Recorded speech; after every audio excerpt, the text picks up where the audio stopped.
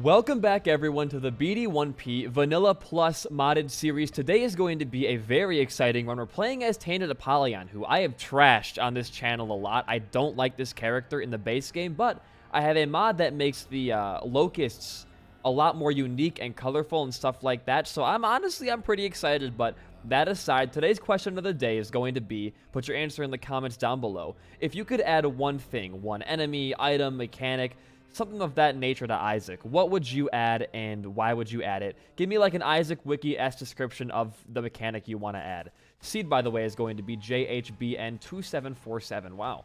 Actually a very almost symmetrical seed with the numbers on the bottom and the letters on the top. I like that a lot.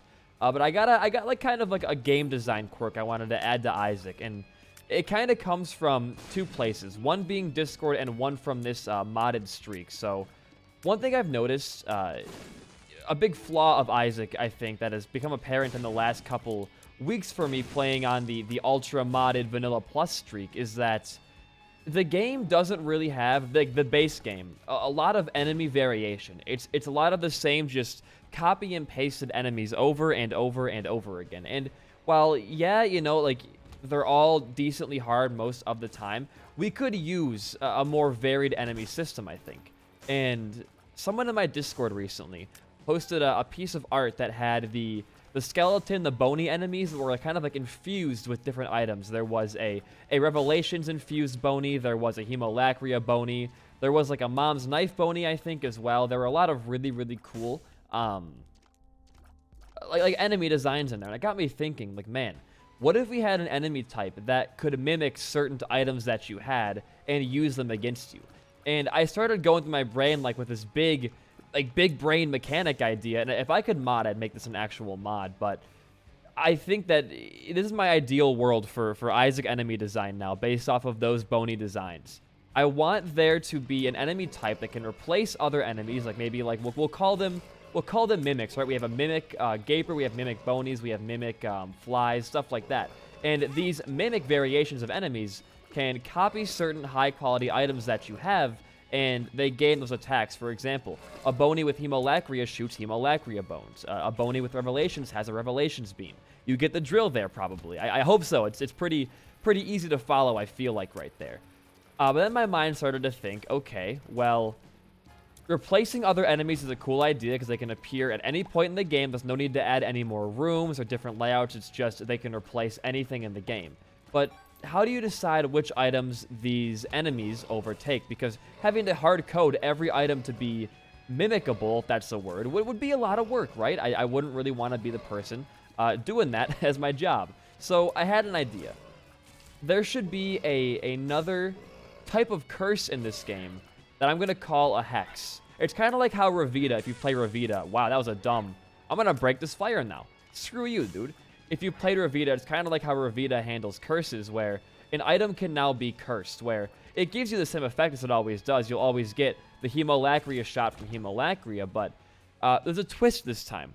When an item is cursed and you pick it up, it now enables other enemies, the mimic enemies, to use that item against you, while you also have it. But there is a way to clear this curse, by the way. You can either go for a You Feel Blessed on that floor while the item is still on its pedestal, or you can use a Dagaz rune to clear the hex from that item.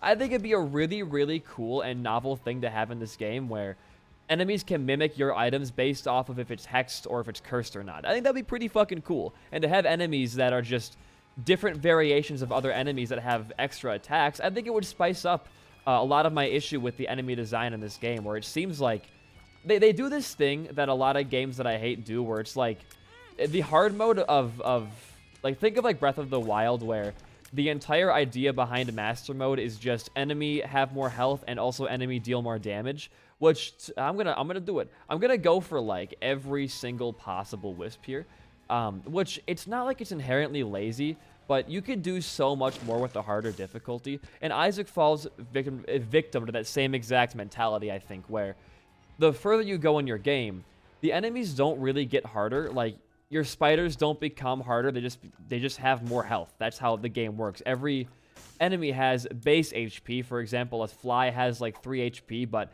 every, you know, floor after that, it gains like +1, what the game calls stage HP. which, I mean, it's a good mechanic, I think, for sure, because it allows you to not get too strong on your runs, but it slightly just feels like lazy to me. Am I wrong for saying, like, I don't know, you could do so much more. Give a spider an extra attack when you hit, like, the womb floors, you know? Like, I don't know. Make it more diverse, and I think that the idea of enemies copying your abilities is pretty goddamn diverse for this game especially. But that's just my one idea that I want to put in this game, because the Eternal Champions, as bullshit as the Eternal Champions can be, they really did add another layer of fun to exploring new rooms and taking down bigger obstacles. And because I'm so accustomed to those enemies, I guess we gotta kind of take this, huh? There's no way to get a battery here, is there? There's a small chance our sacrifice room has hearts on the ground inside of it, which could be our way out, but I'm not gonna, you know, put my fucking eggs in one basket on that one. Yeah.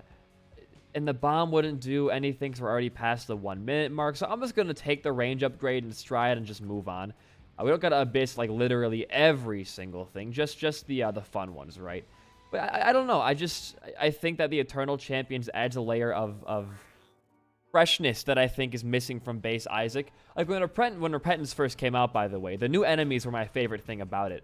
Do we gain 3 flies per floor as this character? That's actually a great idea for this character. But when Repentance came out, the new enemies were my favorite thing about it, besides the multiplayer. Just having the, I guess, seeing new things in this game, it felt super nice to me, because I really hadn't seen anything super new or fresh since the release of Afterbirth Plus back in, like, what, 2016 or some shit?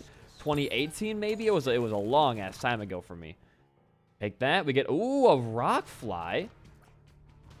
Look how cool the Abyss Plus mod really, man, this is actually insane. I love this. You have spectral tears? That should not be allowed. Or kind of you do? I don't know what to call you, man. You have a lot of really fast moving tears, I guess. Good for you. We have a cool little rock. That's so fucking neat, man. I can't get over that. It's crazy how good modding in this game is. Like, obviously, again, I'm not going to try to, like, nag on base Repentance too much, because I think it's an amazing game, but, like, modding in Repentance has been insane. Oh, that's dangerous, but it could be really good. If we get that, we're at 1 heart, but, man, that's hard. Oh, okay, that's hard. I think I will, because we now have the blue heart. Also, because we have the increased crawl space mod, we can look for crawl spaces now and probably at least get 1 per floor, I'm guessing. I can't say for sure, though, but I really want to see all the Abyss flies we can get as this character. I'm guessing they're going to be pretty fucking insane if I had to once again guess. But I don't know. I like Repentance, and I think it's great, but there are a lot of things the game could improve upon that I think mods do really well, because the game design philosophy is kind of flawed. The way that gamers see game design, I think, is stupid. I've seen a lot of fans of Isaac be like, look what this mod fixed in 5 seconds what Repentance couldn't do off the bat, which I think is kind of wrong to assume, because first of all, modders usually only focus on one aspect of the game. For example, the Abyss ++ mod only focuses on making Abyss more fun, which, yeah, it deserves to be more fun, but you can't knock a team of like 5 people making this huge expansion for not going 100% all of the way balls deep on this one mechanic, because it's one small thing in a sea of a million new additions, where you can now have one person hard focusing on improving one part of the game, which is a lot easier than trying to focus on an entire game, I think. So you really can't be like, Repentance sucks because modders do better. It's a very flawed mindset for sure. Definitely could be a bit improved there, but I'm not here to judge anybody. I can't make a game for shit, so what do I know? The closest I'll ever get to game design is I'm working on an Isaac mod right now that I'm more just the brain behind than the actual code. I'm designing like the aspects of how mechanics work. I'm not actually hard coding. I can't code. If I learned to code, I would be not making YouTube videos anymore, because coding, I feel like it's a very complicated art. Well, actually, it is a complicated art that I do not have the mental capacity to do. I have a lot of respect for anybody who can code even the smallest mod or game or anything like that. I want to keep my HP. I want to keep it, so goodbye. I'm looking for cards, runes, pills, shit like that. Does not, yeah, not in here. Okay. But yeah, I follow a lot of game devs on Twitter. Like and also Isaac Modders as well. I follow Lamb Chop. I follow get out of there. I follow Benstar, the Ravita dev. I follow a bunch of game devs and Isaac Modders and stuff like that. And the one thing that consistently surprises me between all of those people is just the sheer amount of dedication it takes to code quite literally anything. It's insane to see, for example, the Ravita dev puts out like little teasers for his game. That was awful. Little teasers for his game and the 1.0 release, like, constantly. And whenever I see a new weapon he improves or a new mechanic, I'm like, holy shit, that looks super complicated. How did you do it? And it's always, the answer is like literally always just some really fucking like, oh, I spent 3 months coding this and this and this. It's like, Jesus Christ, man.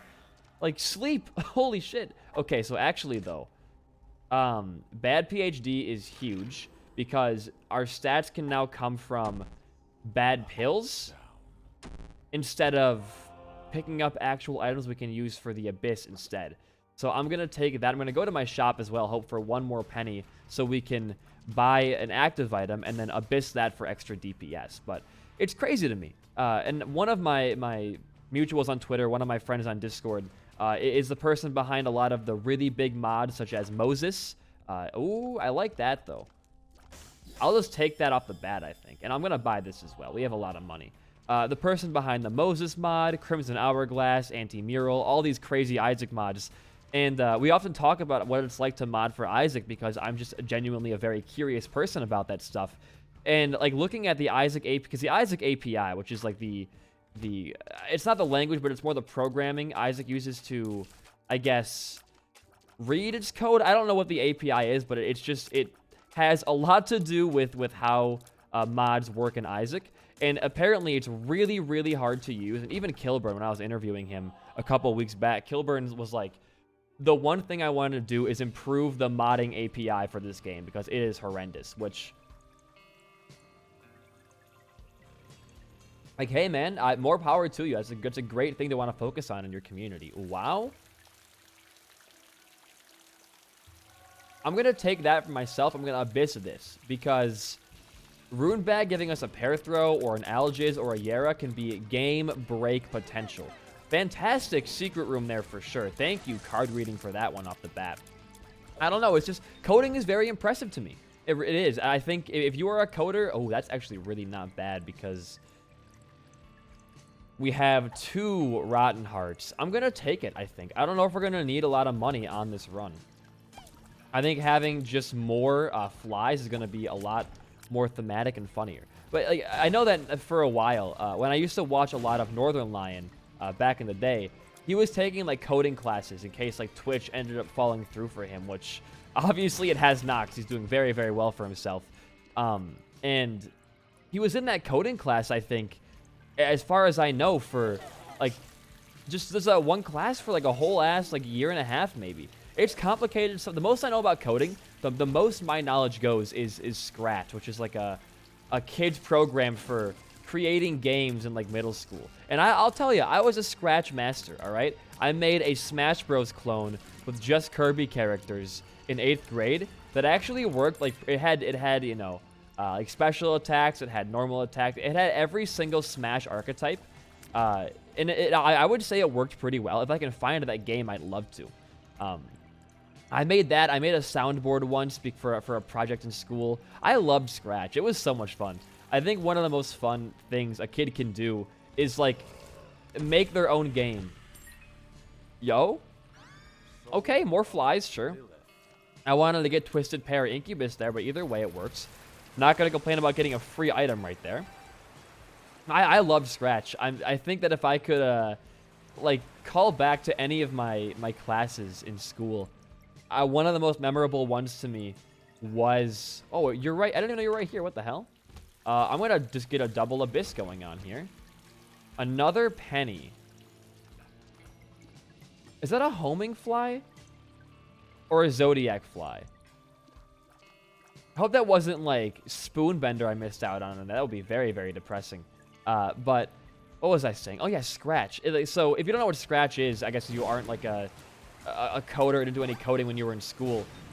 It's the coding basics. It gives you these blocks to use, like if-then statements and like, you know, just different ways to code very simple interactions. And in my middle school, we had a class where they would teach you how to use that coding stuff because I guess they were on the train of coding is going to be one of the biggest and most high-in-demand jobs in the future, which obviously it is. Right now, people really want coders for everything they're doing. Websites, games, just anything like that. Hell, even like music STEM players and shit. Everyone wants to have someone who knows how to code properly on their team. So it is pretty big. Okay. I like Dark Prince's Crown. I do. And I think getting both of these to have the Dark Prince's Crown bonus is really, really... We have a lot of items. Holy shit. We're doing real well right now. I'm loving this run. It's super good. Everyone wants to have a coder, so we had like a whole 3-year coding lesson in middle school. Another... Dude, count me in. Magic Mush. One day we're going to get it. We get pills for damage, though, which is still nice. Having low speed sucks, but high damage for our flies and ourselves is very, very nice. And what did we do for projects in there? I know once we coded a soundboard to like show off our very basic knowledge of like putting triggers in certain places. Like, you know, you tap this button and it plays this sound. I made like a Nintendo themed one. I had like Legend of Zelda sounds. I had Mario and Yoshi sounds in there. Because I was a fucking idiot nerd when I was a kid. And I still am. Suck my balls for that one. And then we did the whole, like, you had to make your own original game, which was why I made the Kirby, like, Smash Bros. Clone, which I think was still a pretty fun game. And then, oh no, you know what? We only had 2 years of coding because our first year, we had to make a movie. Ooh, we had to make a movie. And I'm going to do it right here. I trust this. Fuck, I'm so wrong all the time with this, aren't I? I'll abyss it. We get some free stuff out of that, sure. It's worth it, I think.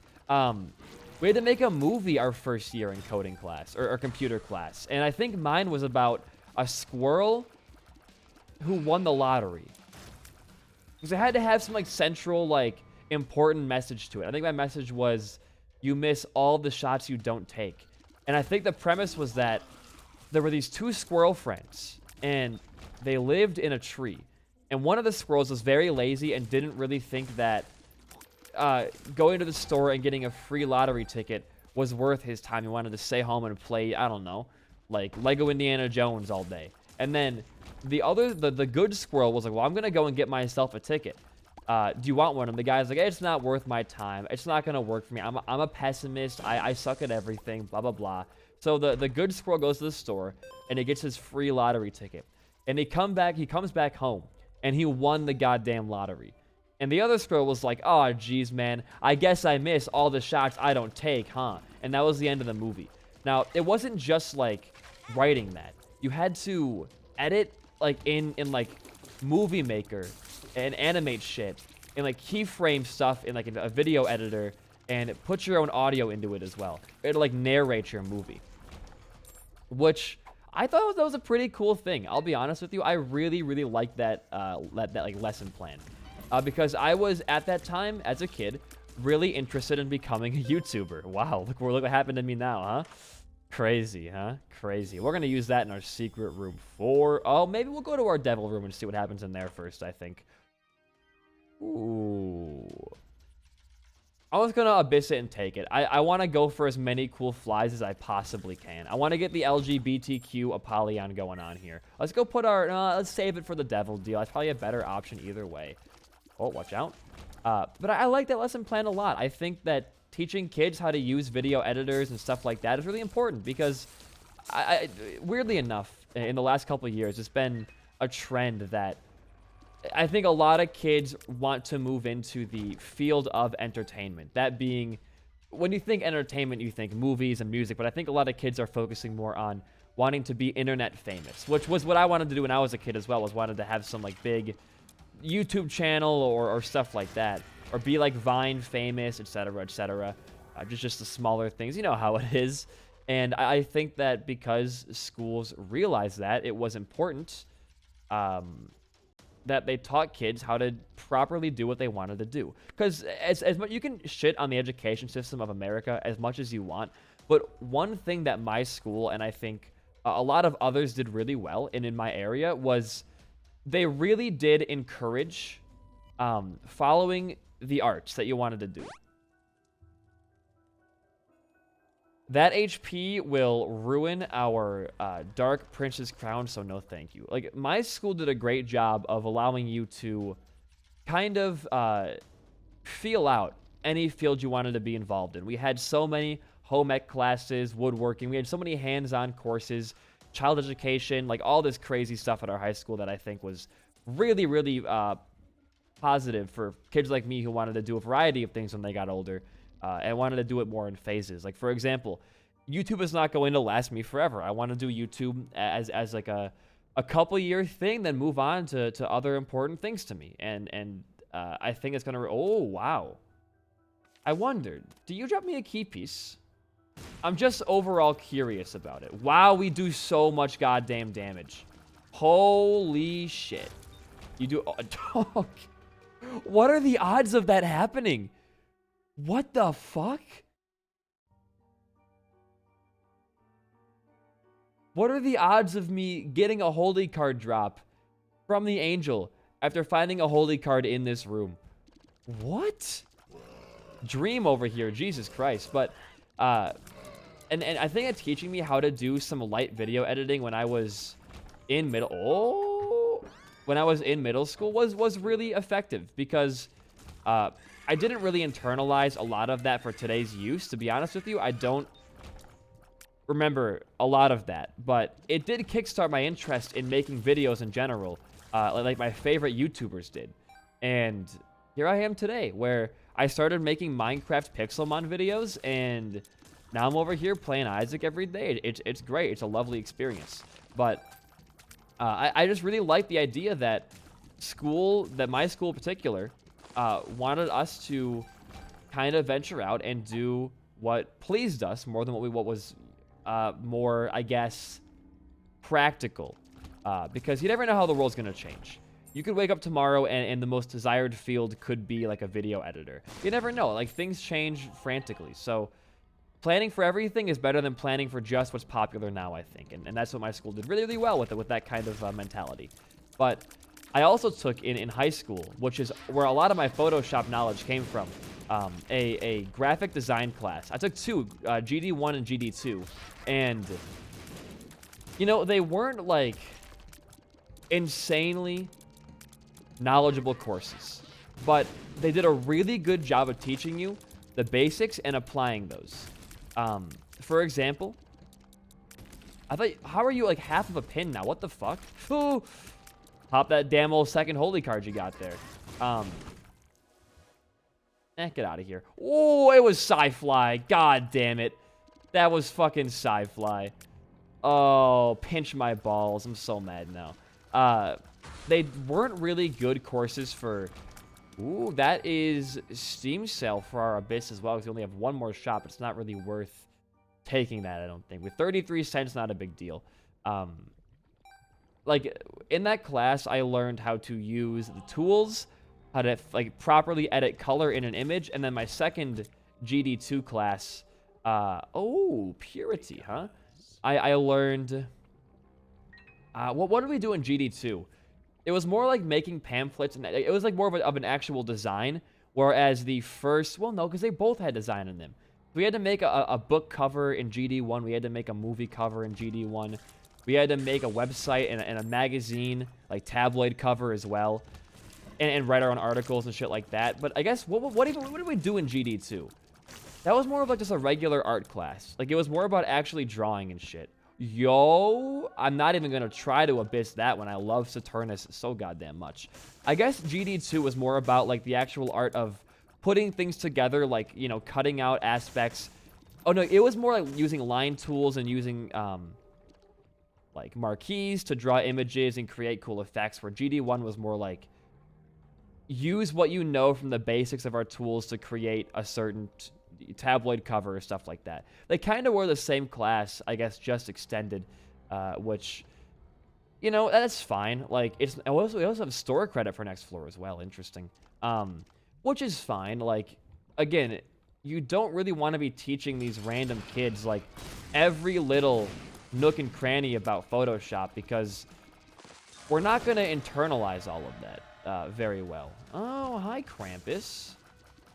Hello. You're dead, though.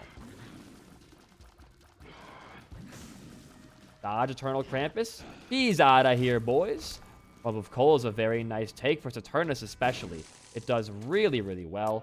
Sure, 2 of diamonds, man. Why not? And we get some... I'm not going to bother bombing those. We're going to go for a Abyss Charge for Ball of Bandages. And then I think we're just going to... Look at how big those tiers get. Move on. I forgot how good Lump of Coal is with Saturnus. It's actually insane. But I like GD, and I liked coding, and I liked video editing. And I'm really, really glad that, even though it was just the base knowledge, that I learned a lot. But honestly, to be completely frank with you, I learned more about Photoshop by just messing around myself with thumbnails than any school class ever taught me. Which makes sense, though, because, like, I make around 2 thumbnails every single day. One for Isaac, one for a different project. And when I want to do a certain effect, like recolor an image or add a certain element that like is faded out or looks like it's in the background, or trying to like actually create depth to my image, whether it be through well, I don't know, like the satin tool or blurring the background. I generally get the experience by just trying out different tricks and seeing if they work. For example, whenever I use like motion blur in my thumbnails, whenever I'm trying to like make an object look like it's moving, I don't use the motion blur tool on the object because it makes the object look, it looks like clear. I can't put a glow on that because the glow will then take the semi-opaque pixels and make those bright white. So you can't do motion blur and make an object also still stand out. So what I do instead is copy that object, put it on a layer behind it, right underneath it, then add motion blur to that one so I can still outline and put a shadow on my original one and make it still pop but also be moving. And it's one of those tricks you don't really learn in school because you don't need to know that in school, if that makes sense. Ooh, we don't really need to have a double Abyss Charge, so I'm not going to really worry about that, but good to know, I guess. We now have a little pink one. That's cute. All right, down you go. Down to the next floor here.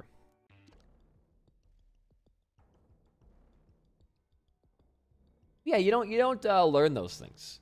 Ooh, I really want to absorb that now.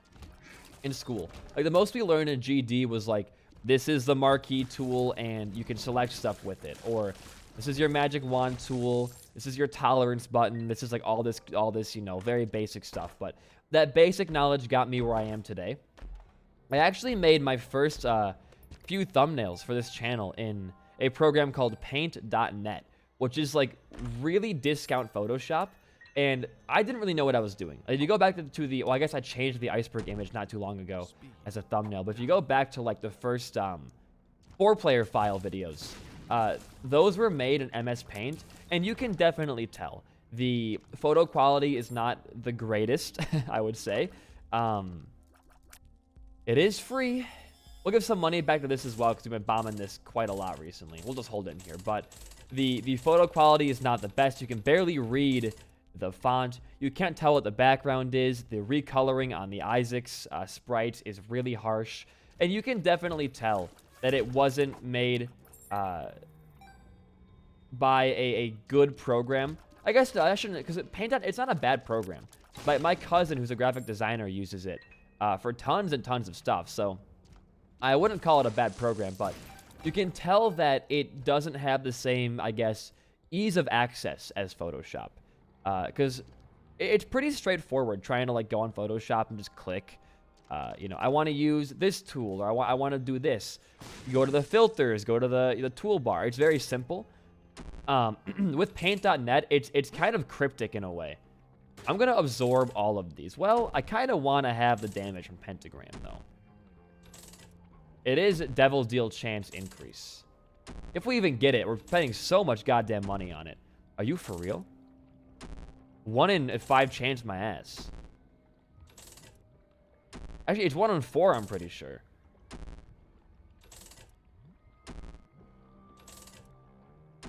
Wow. Holy shit, man. That's awful. I don't think I've ever had a machine be that rude to me before. That was ridiculous. But it's more cryptic, and it definitely requires, oh, I gotta absorb this, right? A bit more knowledge, I would say, to use.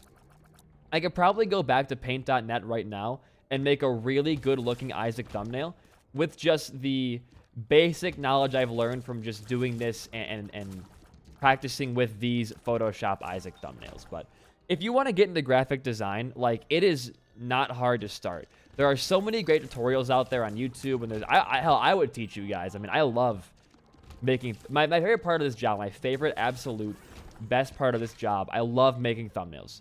I don't know why I like it so much, but just for some reason, sitting down and like brainstorming a creative idea and putting it onto like the actual paper, it is really, really rewarding to me. Oh, that's a potentially insane room. Ooh. Actually, yeah. I like Soul Locket a lot. Give me that for Mini Isaacs. You got just fucking destroyed, dude. Free money for our, what's it called? The claw machine back there. We are melting these bosses, dude. This Abyss ++ mod is no fucking joke. Oh, you asshole. Beautiful. Give me this. Take this. We're going to get some insane stats from Bad PhD and Soul Locket. A lot of passive stats, that is. I'm really excited for this run and where it's going to go. But it's so fun to, like, play a run and think, what defined that run, and how do I demonstrate that in an eye-catching thumbnail? It's harder than it looks, because there are some runs where I really can't think of anything. Like, for example, yesterday's run, the Tainted Keeper Dr. Fetus one, I'm like, how can I demonstrate homing bombs or quad shot bombs or teleporter bombs in a thumbnail without having it look ugly or just be too much information? And what I did for that thumbnail is I took the render of Ultra War from the Beast fight, holding onto his bomb, and recolored him to be the Keeper. And then I added some pedestals and some explosions in the background. It came out really well. It came out really, really well in my eyes. How? How, dude? I'm sorry, but you are not worth my time. That is ridiculous. We don't even need it. We have so much damage already. We don't even need that. Just, I would say take Yera. I was going to keep that for a sacrifice, but we already have so many hearts we can sacrifice away anyway, so no big deal. Nope, and you cannot be here, correct? No. Let's just go fight our boss. I don't like Curse of the Blind Floors. Save your tears for when they get a little bit bigger, I think. Like right now, look at how much damage that is, dude. Holy shit. We do just destroy, it feels like. I'll take Polaroid here. We are going to lose our Dark Prince's crown, but I'm going to also pay for this. Oh, I can't. Well, it's good to have Dark Arch. It's a great item. I wanted to have it so I could abyss it, but hey, man, here we are. All right, secret room. What you got for me? Oh, okay. Free abyss right there as well. So many money flies. Jesus Christ. I guess double charge Dark Arts isn't that bad to kill enemies with. We already have like what, 9 damage. That would be almost like a 25 damage Dark Arts, and we already have our bonus back. What gave us we had an Eternal Heart last floor? What gave us this? You know what? I'm not gonna ask questions. I'm just gonna play the game. We have an extra heart. I'm gonna be very happy about that. But no, like I think that the creative aspect of doing YouTube, like brainstorming video ideas and putting it all on paper, it's really fun. That's why I'm super excited for the new channel to start in just 2 days. Holy shit. I got my first video back from the editor, the Kirby one, and it might honestly be the best BD1P video to ever exist. I've heard a lot, like, from bigger, more popular creators that it's the editors that make the YouTube channel. It's their humor that gets brought through more than yours, and I did believe that. I was like, yeah, that makes sense, but I didn't know to what degree until John got my video back, and it was just, like, the funniest thing I've ever seen on this channel. I'm so excited for you guys to see that video. I'm serious. Like, Go subscribe to the channel down below. It's going to be up in 2 days. I just... It's incredible. It literally, it's so fucking good. The humor is there. The fast-paced edits are there. Like, I am really excited for the new wave of content over there. Just because, I don't know. I love Isaac, but I think I'm a lot more funny when I play other games because there's more to commentate on. With Isaac, it's very just like turn the brain off and play the game. Because I've been playing this game for dang near, like, I want to say almost... Definitely, like, closer to a decade than the 5, maybe like 7 years, and so I know what I'm doing here, mostly. You know? Damn. I'll pop the Ansus for the super secret room, I guess, and we'll roll all of that, sure. Not a huge problem. But I like when I actually get to talk about a game, and... I'm getting surprised. I don't get surprised by Isaac a lot because, again, I think I've seen all this game has to offer in terms of combinations and unique things because I've been here for so long. Now, modded Isaac surprises me a lot. Eternal enemy patterns are very fun to learn. I like that. This could be a huge abyss room for us. Item. Damn. You know, it wasn't terrible, I guess. It wasn't, like, awful. That's a good trinket for this character. We'll take that, and I guess you fight your boss now. Hope for a red portal next floor, huh? Wow, that was just the quickest Loki fight I've had in a long time. We will abyss that for a Locust, and red portal, boss fight immediately. Oh, yo, red portal, okay. Let's go do it, let's go do it.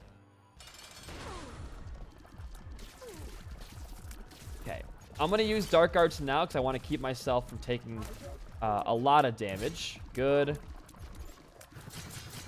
Good. I have Yera for the chest coming up here shortly.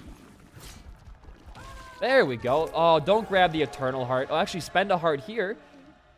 Yeah. Buy the Guppy piece, I guess. And now you're back down to having 1 heart for Dark Prince's crown next floor. Big brain strategies going on, but...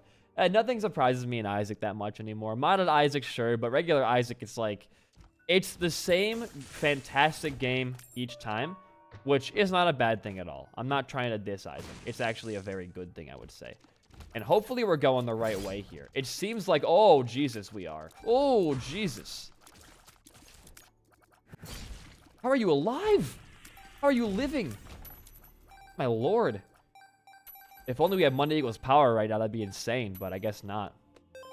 Keep going. Keep on going. I think Dark Arts is going to make a lot of the Eternal boss fights, especially Isaac, way, way easier. I don't really need that for anything. Like, if we found a Joker card and we could hold 2 things, sure, but that's not any more useful than a Yera for us, obviously, right now. These tiers get so fucking huge, it's crazy. Nice. Nice. Am I gonna choose the right way on the cathedral first time? Is this real life or fantasy? Hold on. I'm going left. Off the beaten road was not the answer. I wish it was left. I don't want to do the whole ass big room. Over here, bomb. Didn't even see you. But here we are, I guess. Min Min Cathedral. Is this has to be modded, right? There's no way Min Min actually spawns in the goddamn cathedral. That would be like the rarest room in all of Isaac ever. Secret room can't be there. I'm just gonna go fight. Okay, let your tiers get really big, then you want to go in there with Dark Arts. I would say like right now. Look at that damage, dude. Oh, baby. I can dodge with the Dark Arts. That's so good. Huge damage. Oh my god. We are crushing right. Just go on down. You're crushing this fucking run. Holy shit. And obviously you want to get... You could get 8 locusts here. Well.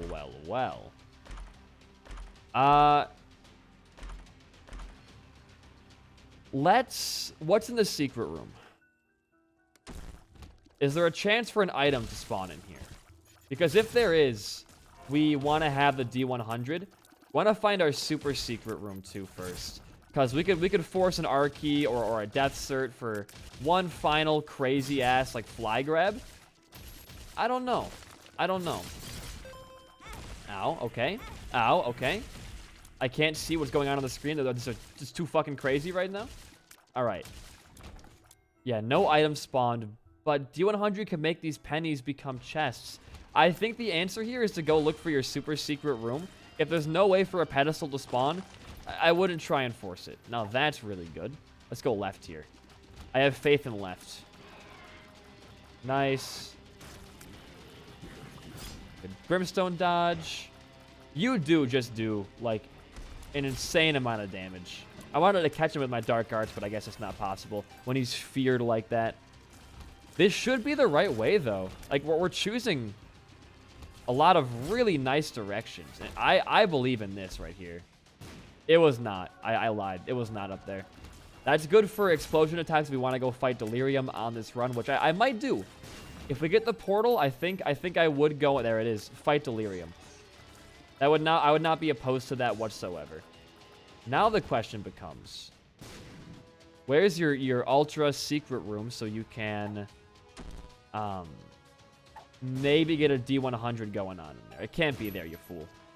I want to find it. I want to find it before anything else right now. Double lust room. Oh, it's eternal lust. Nice.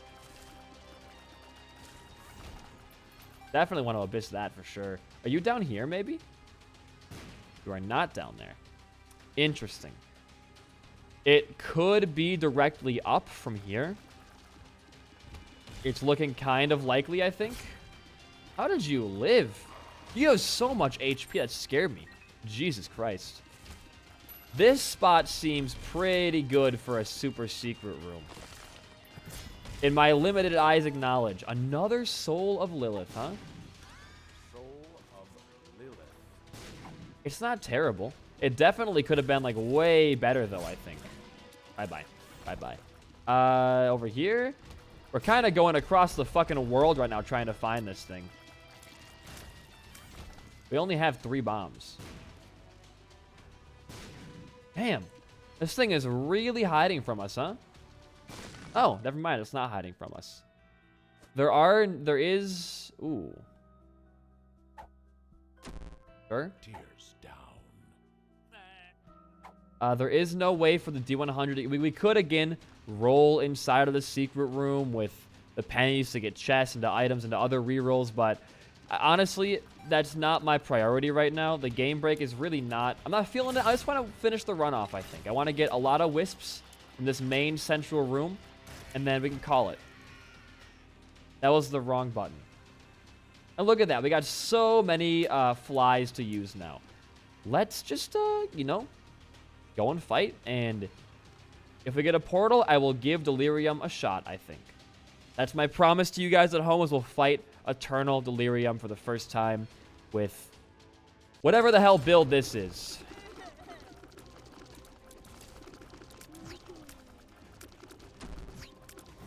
I almost had him there. I was trying to call him out, but I couldn't. Okay, I'm doing that for sure right there.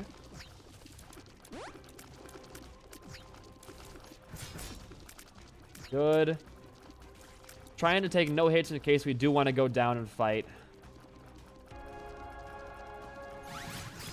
Holy shit, that was close. Bad Eternal Heart grab. Portal? Damn. No portal. Ending the run there. The crazy colors of Apollyon. That was a very fun and amazing run in my eyes. But if you enjoyed that and my commentary, my Twitch is down below if you want to check that out as well. All that stuff. The new main channel is also linked down there. Go give that a quick subscription for me so I can start using community posts on there and enable my revenue soon. But in the meantime, guys, though, I've been BD1P. Peace out and goodbye.